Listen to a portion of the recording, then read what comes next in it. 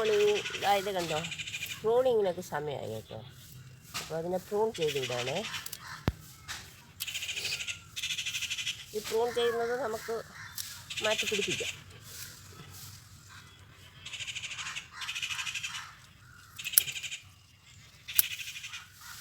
എല്ലാ ചെടിയും നമ്മൾ പ്രൂൺ ചെയ്ത് വിട്ടാൽ മാത്രമേ ഫ്ലവർ നല്ല രീതിയിൽ വരത്തുള്ളൂ കേട്ടോ. ഇല്ലെങ്കിൽ ഫ്ലവർ കുറഞ്ഞു പോകും. എല്ലാവരും ഫ്ലവർ നിൽക്കുന്നതുകൊണ്ടേ പ്രൂൺ ചെയ്യാൻ മടിയായിരിക്കും.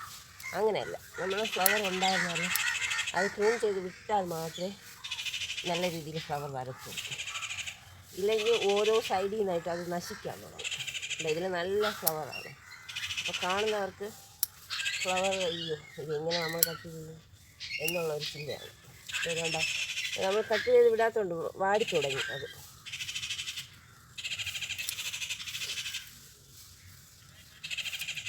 നമ്മൾ കട്ട് ചെയ്ത് വിട്ടാൽ മാത്രമേ അതിൻ്റെ സൈഡിലൊക്കെ സൺലൈറ്റ്, അവിടെ ചുവടിൽ സൺലൈറ്റ് അടിക്കണം.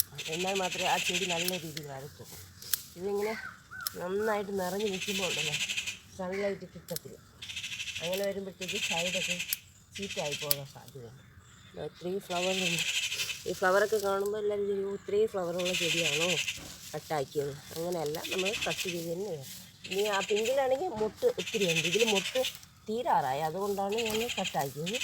പിങ്കിന് 2 ദിവസം കൂടെ കഴിഞ്ഞിട്ട് ചെയ്യാമെന്ന് കരുതി. അപ്പോൾ ഇതൊന്ന് ക്ലീൻ ചെയ്യാം.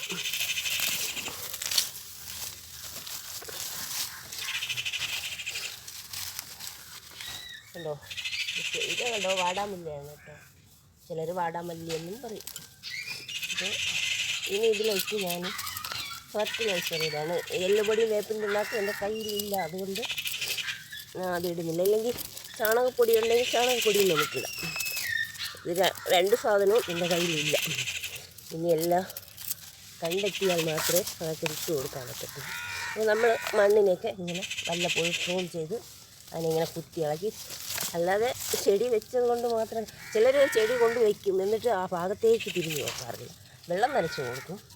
അങ്ങനെയല്ല, നമ്മൾ ചെടി കൊണ്ട് വെച്ച് അതിനാവശ്യമുള്ള വളം കൊടുക്കണം. ഇതേപോലെ ഇടയ്ക്കിടയ്ക്ക് മണ്ണ് നമ്മൾ ഇളക്കി കൊടുക്കണം കേട്ടോ.